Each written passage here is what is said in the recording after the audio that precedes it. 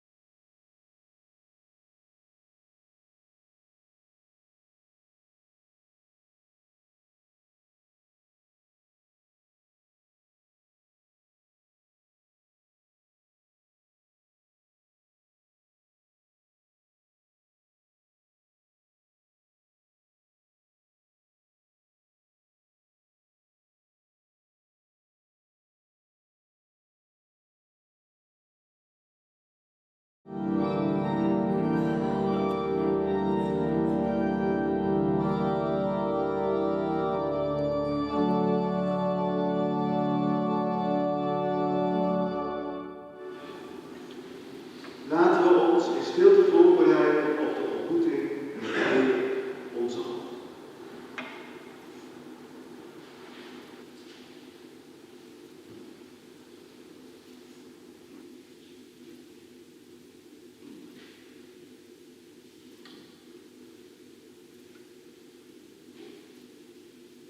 We spreken uit dat onze hulp is in de naam van de Heer, die hemel en aarde gemaakt. Wie trouw tot de eeuwigheid en niet laat varen het werk van zijn hand.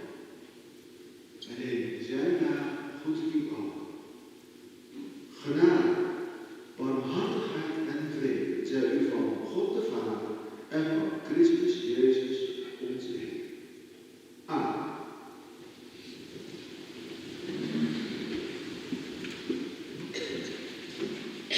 Afgelopen woensdag is het weer een dagen tijd. De tijd voor Pasen, waarin stilstaan bij de weg van onze Heer Jezus. En daar is een boekje bij geschreven, het 40 dagen boekje. Als u dat nog niet heeft, dan kunt u dat hier krijgen, afloop van de dienst.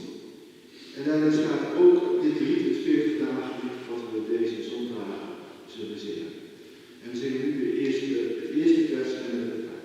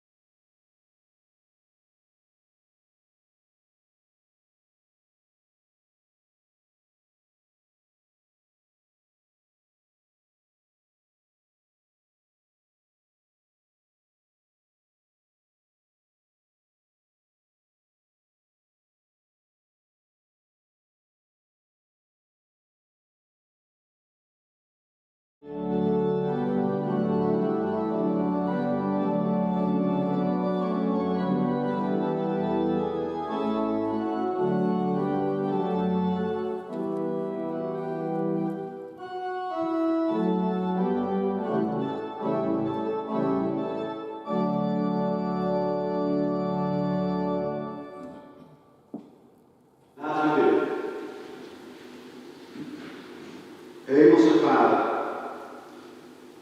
hier zijn we, aan het begin van de 40 dagen. De tijd waarin wij stilstaan bij de weg die uw Zoon gegaan is voor ons. En we vragen ons af, beseffen we wel echt wat die weg betekent? Staan we daar wel echt bij stil of laten we dat gewoon aan ons voorbij gaan? En krijgt het geen vat meer op ons? Lukt het ons niet meer om ons daarop te concentreren en echt die weg met hem mee te gaan? Goede God, vergeef ons. Vergeef ons als wij aan uw heil voorbij leven. Vergeef ons als we volledig in beslag genomen worden door de dingen van alle dag en het net lijkt alsof u niet bestaat. Aanvaard ons weer als uw kinderen. Leg in onze ziel het besef van u. Leer ons weer geloven, zodat wij kinderen van u kunnen worden. Dat vragen wij in Jezus' naam. Amen. Laten we God aanroepen vanuit de nood van de wereld. We zingen Kyrie eleison.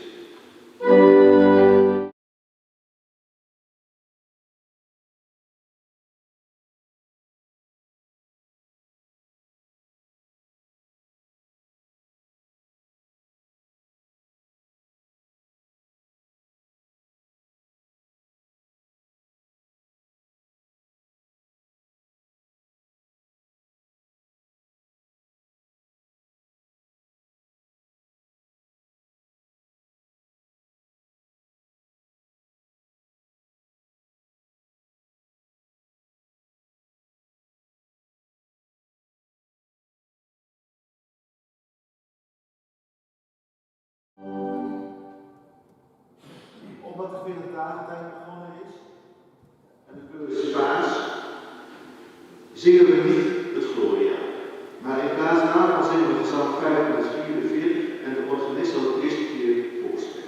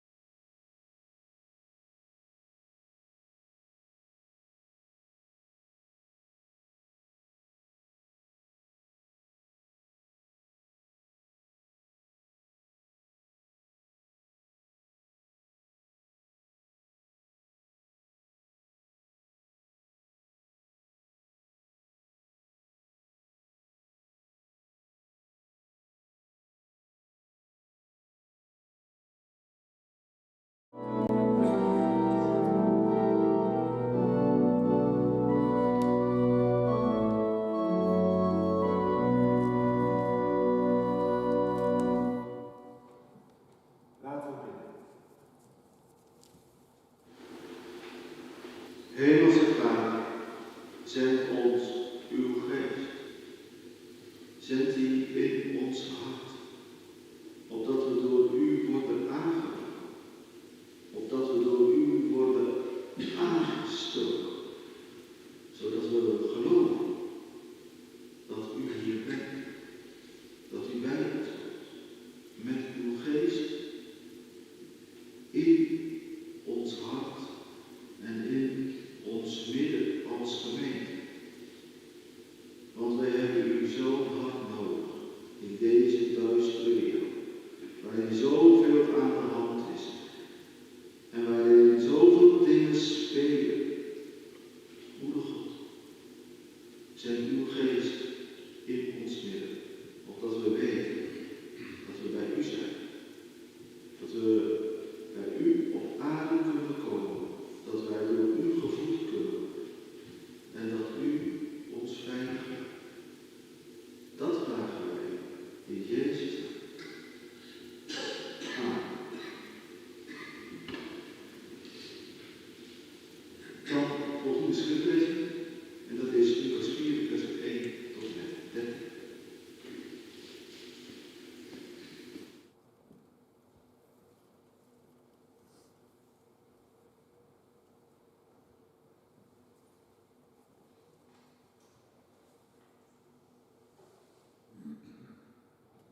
Hoor dan nu het woord van de Heer uit Lucas 4, versen 1 tot en met 13. Vervuld van de Heilige Geest trok Jezus weg van de Jordaan. Hij werd door de Geest naar de woestijn geleid, waar hij 40 dagen bleef en door de duivel op de proef gesteld werd. Al die tijd at hij niets en toen de 40 dagen verstreken waren, had hij grote honger. De duivel zei tegen hem: als u de Zoon van God bent, beveel die steen dan in een brood te veranderen. Maar Jezus antwoordde: er staat geschreven, de mens leeft niet van brood alleen. Toen bracht de duivel hem naar een hooggelegen plaats en liet hem in 1 ogenblik alle koninkrijken van de wereld zien. De duivel zei tegen hem: ik geef u de macht over dat alles en ook de roem die ermee gepaard gaat. Want ik kan daarover beschikken en ik geef het aan wie ik wil.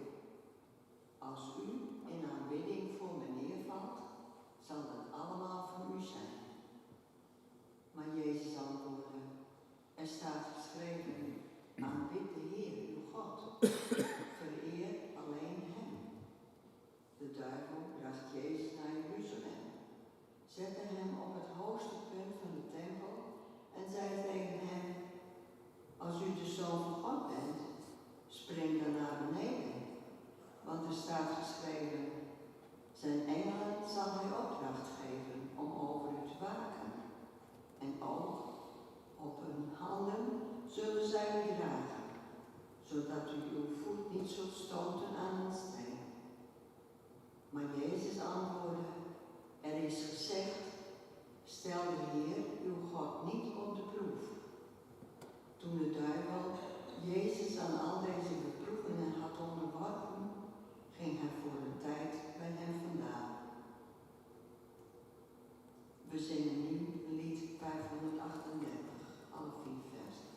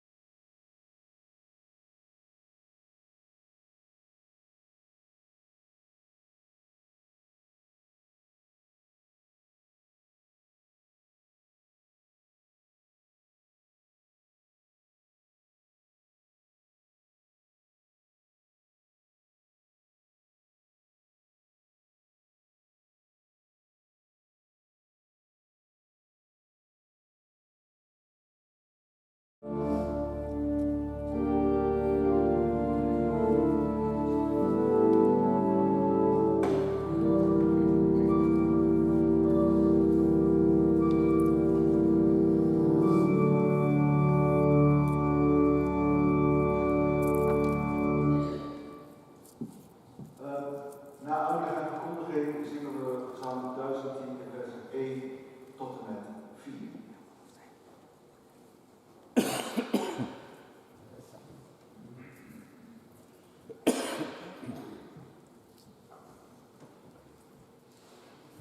Gemeente van onze Heer Jezus Christus. Wat zou je doen als je de stem van God ondubbelzinnig hoort zeggen dat je zijn geliefde zoon bent? Als je weet dat je de Messias bent, die God heeft beloofd.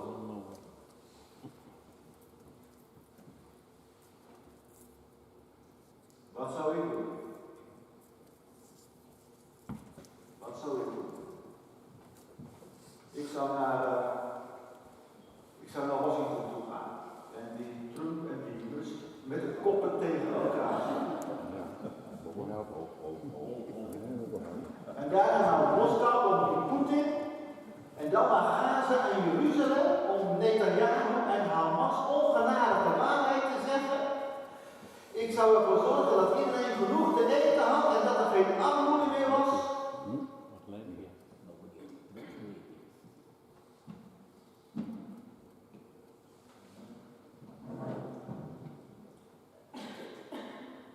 Zou dat nou helpen? Zou dat nou helpen? Zou dat nou de oplossing zijn voor de wereldproblemen?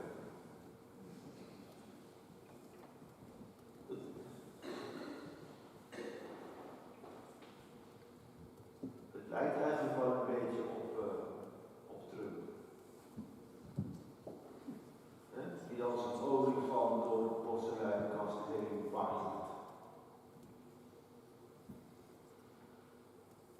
Zouden de problemen hier werkelijk mee zijn opgelost of zouden die na verloop van tijd gewoon weer terugkeren? Zouden er opnieuw oorlogen uitbreken? Zouden landen weer opnieuw proberen hun positie te verbeteren ten koste van anderen? Zouden honger en armoede gewoon ook weer terugkomen? Is dit nou de weg van Gods Zoon? De Messias.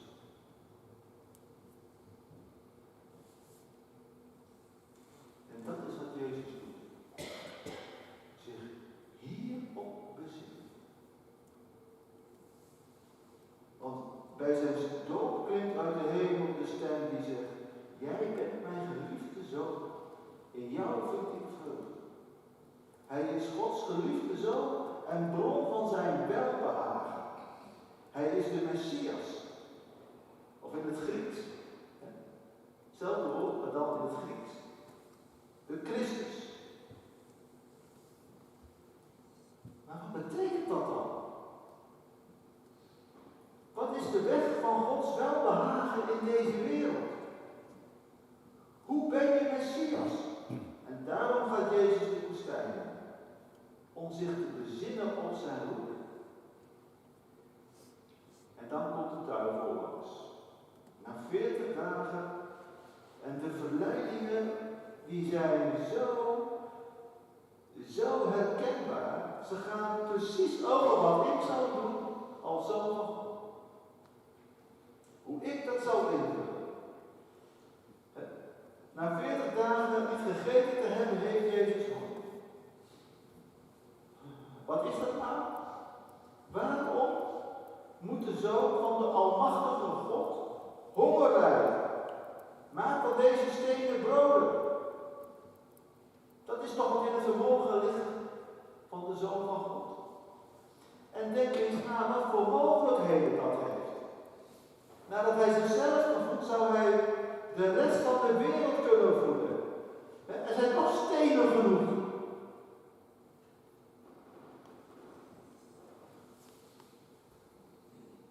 Jezus wijst het af.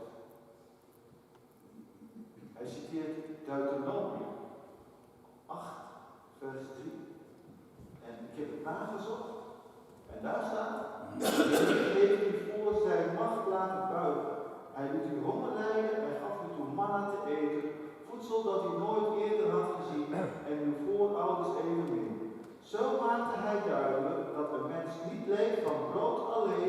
maar van alles wat de mond van de Heer voortbrengt. Dat gaat ook over de woestijn en hongerlijden. Het volk van Israël ging na de bevrijding van de slavernij in Egypte de woestijn in. En hier wordt de woestijn als een leerschool gezien. Het leven gaat niet.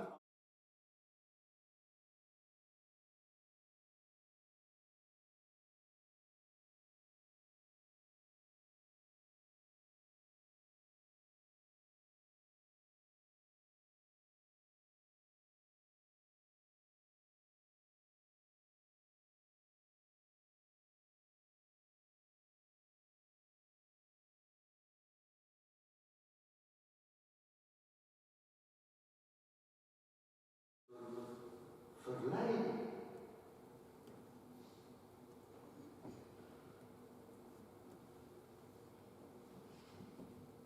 En is die verleiding niet wat ons allemaal in de macht heeft? Denken we niet, als ik het eerst maar goed heb, dan komt het geloof en God daarna wel. Is dat niet iets? Expliciet bedoel ik, maar toch wel zoals we in de wereld staan.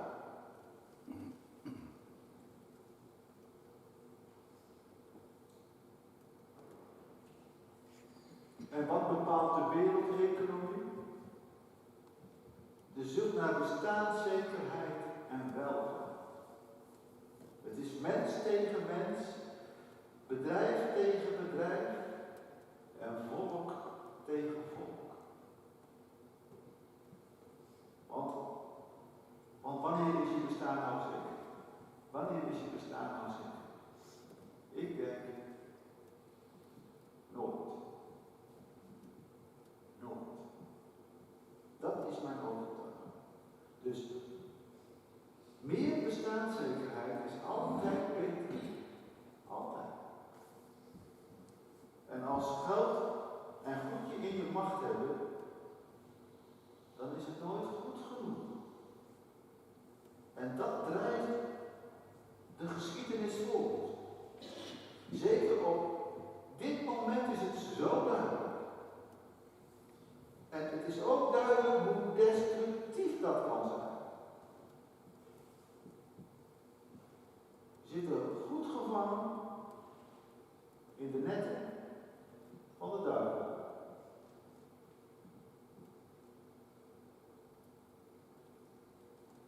Dan laat de duivel al de koninkrijken van de wereld zien en biedt het Jezus aan.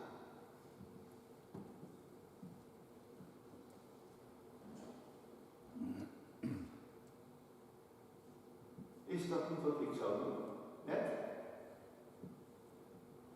Even naar Washington, even naar Moskou.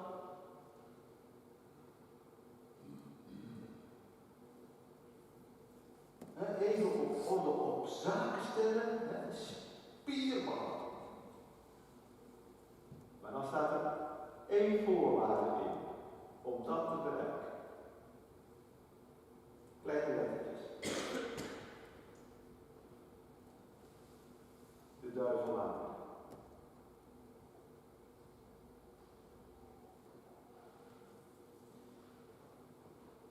Verbaast jullie dat niet? Dat dat er staat? Ik dacht, als ik dat dan weer lees, denk ik, denk ik dan, wat staat er nou? Wat staat er nou? Betekent dat alle mensen die politieke macht bezitten, dat die de duivel aanbidden? Betekent het dat? Wat denken jullie?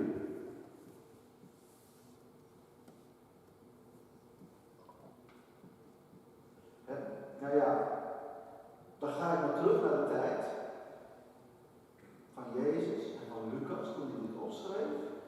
En dan denk ik aan de machtige mensen die er toen waren.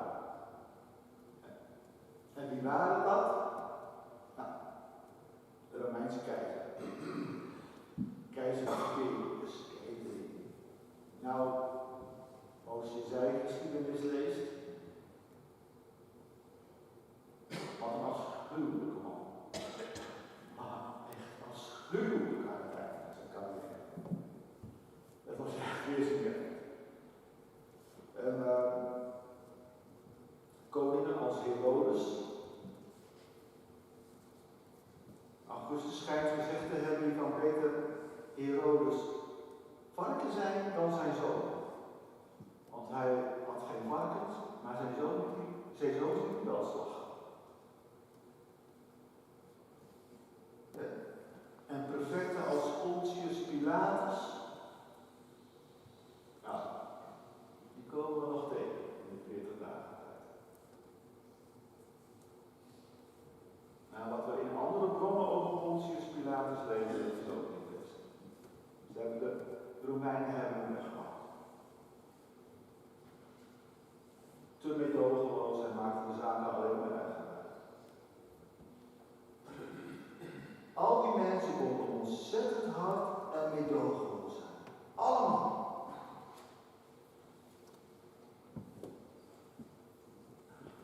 Is dat nu ook nog zo? Oh, zeker, toch? Er zijn nog steeds leiders die hard en meedogenloos zijn. Hoef maar naar Rusland te kijken, ook naar China te kijken. Leiders die niets en niemand ontzien als het op aankomt.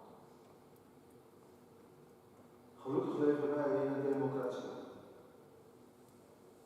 Gelukkig. Maar ook in democratieën kan het politieke leven heel hard zijn. Er vloeit meestal geen bloed. Dat is de zegen.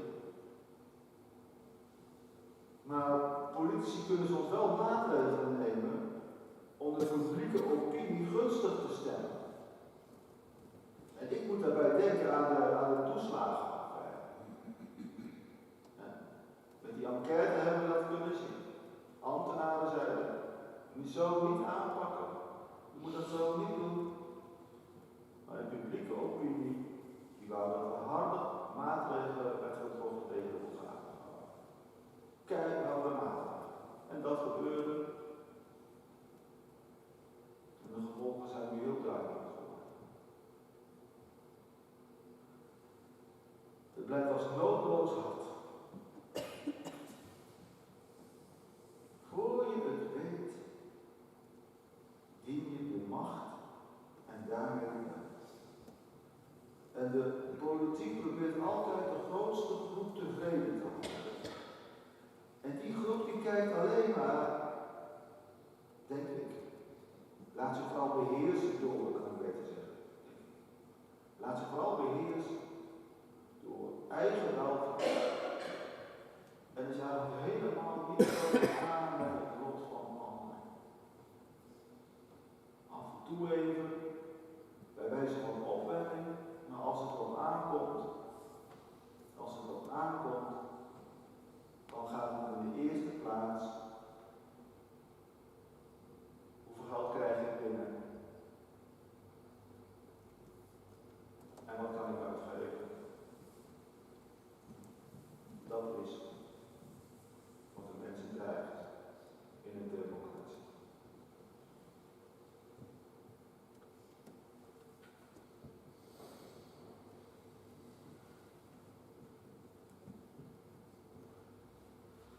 Als het volk materialistisch is, dan komt het politiek. Dan komt het in de politiek tot uitdrukking.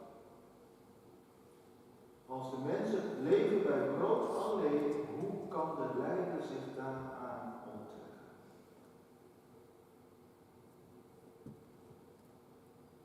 Jezus' antwoord verwijst naar Deuteronomium 6, vers 13. Aanbid de Heer, uw God. Vereer alleen Hem. Jezus weigert de knieval voor de duivel. Zijn messiaschap is daarmee niet politiek. Het is niet politiek.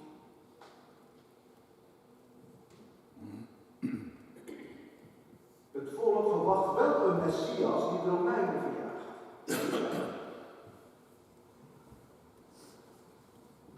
Maar dat zal Jezus niet doen. Maar wat gaat hij dan wel doen? De duivel weet welke optie er nog over is. Religieus leiderschap. En daarom neemt hij Jezus mee naar het dak van de tempel. En dan blijkt ook de duivel de Bijbel te kennen. En hij kan er ook heel goed uit citeren. Hij haalt Psalm 91 aan. Als hij vraagt om van het dak van de tempel te springen en dan door engelen naar beneden gedragen te worden. Want, zegt de psalm niet, zijn engelen zal hij opdracht geven om over u te waken. En op hun handen zullen zij u dragen, zodat uw voet niet zult stoten aan een steen.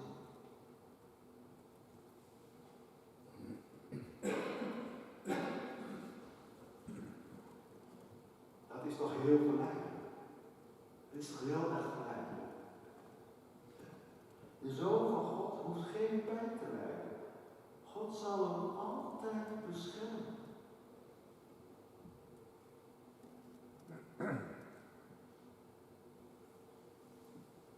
Maar Jezus is niet gekomen voor het geluk. Jezus is gekomen voor het ongeluk. Om te laten zien wat er in onze mensen schuilgaat aan boosheid en ongenoegen. Hoe wij wel vallen voor de verleidingen die de duivel gebruikt als hij Jezus op de proef stelt. Hoe gewelddadig wij kunnen zijn. Hoe wij ons altijd weer verzetten tegen de liefde van God. Jezus wegbrengt aan het licht hoe wij zijn. En wij eigenlijk niets van God willen weten. Dat is de wortel van alle werelden.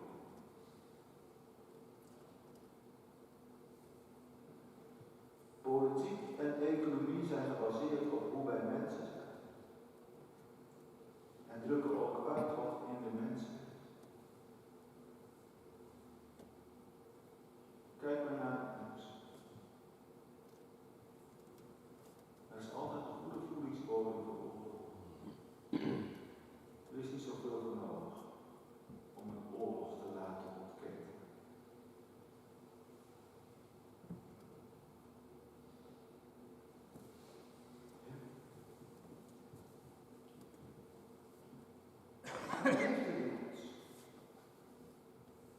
Hoe gemakkelijk zijn wij te bespelen? En het is dat probleem dat moet worden aangepakt. En dat tekent de weg van Jezus als Messias. Jezus zal juist wel lijden en sterven. En engelen zullen hem niet volgen. Hij zal het offer zijn van Gods grote liefde, tot wij zien wie God werkelijk is. Door de opstanding zal hij de dood overwinnen en voor ons het teken zijn dat God sterker is dan de dood. Dat wij niet bang hoeven te zijn. God vergeeft ons en geeft ons steeds weer zijn liefde als bron om uit te drinken. Dat is de weg die wij gaan met Jezus in deze 40 dagen. Door lijden en sterven heen op weg naar het licht van Pasen. Dat is de weg naar de vrede. Alleen zo. Alleen als wij onze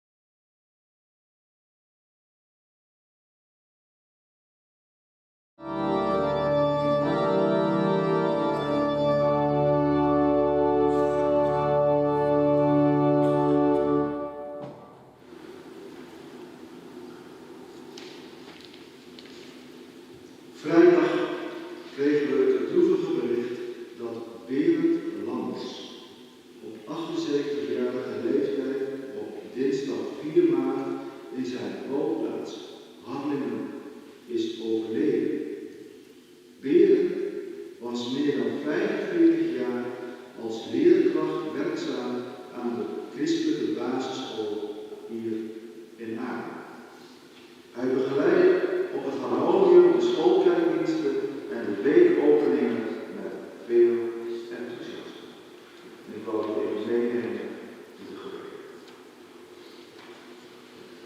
Laten we zitten.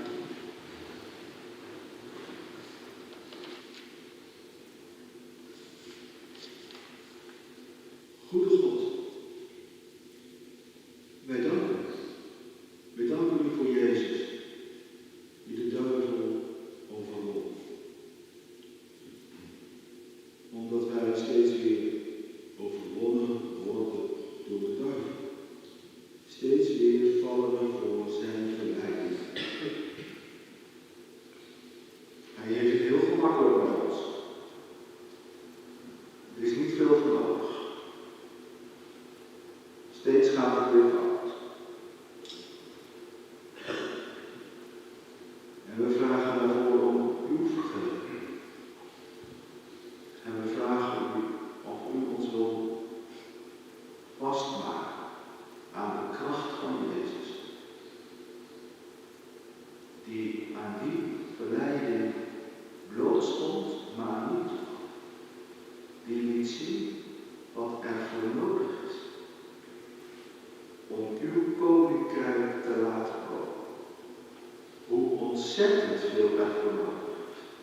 Dat dat niet de gemakkelijkste weg is, maar de moeilijkste weg. De weg van lijden en van dood. Dat die weg zo moeilijk wordt. Omdat wij mensen als was zijn in de handen van de duivel. Goede God, leer ons de weg van Jezus in deze tijd. Leer ons zachtmoedigheid. Leer ons geduld. Leer ons matigheid.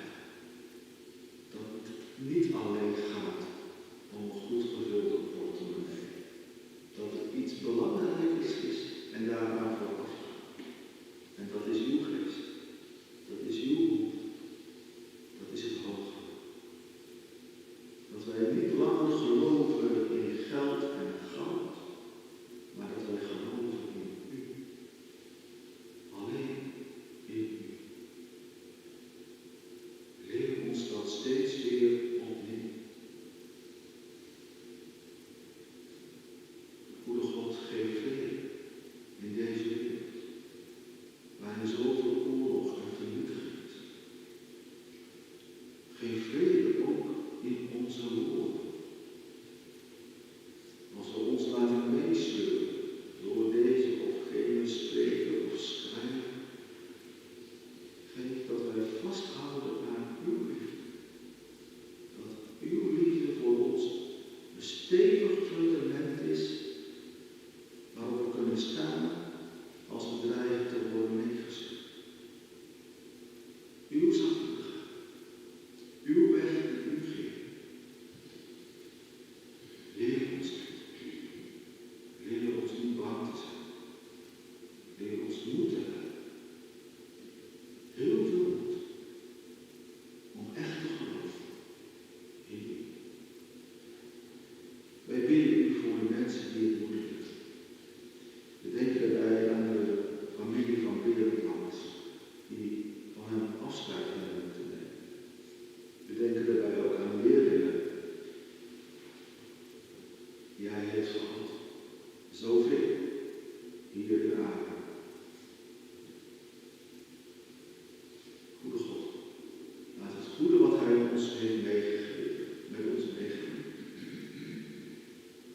Tot wij daaraan vasthouden. Aan al die goede dingen. Goede God, wees met andere zieken in onze gemeente. Mensen die het moeilijk hebben. Mensen die een moeizame strijd leven. Wees met hen. Wij bidden u voor de mensen die geestelijk in de problemen zitten. Psychische ziekten zijn zo verschrikkelijk. Wees met hen en hen die om hen heen staan. Help hen en zegen het werk van hun behandelaars. Dat er weer licht is.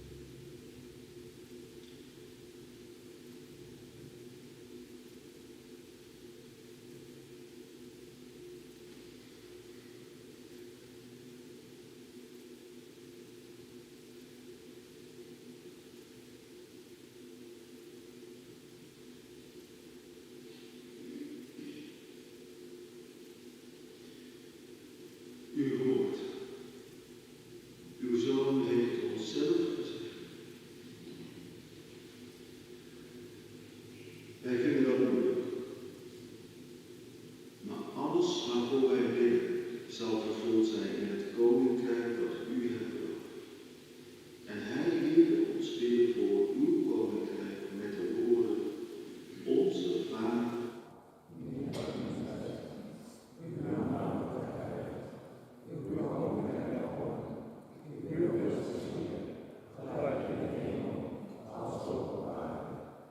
Geef ons heden ons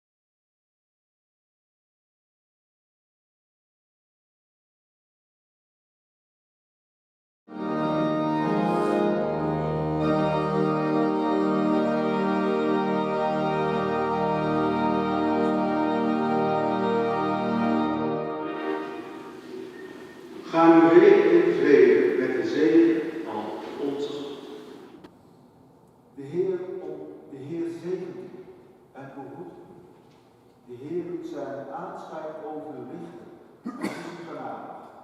De Heer verheft zijn aangezicht over u en geeft u vrede.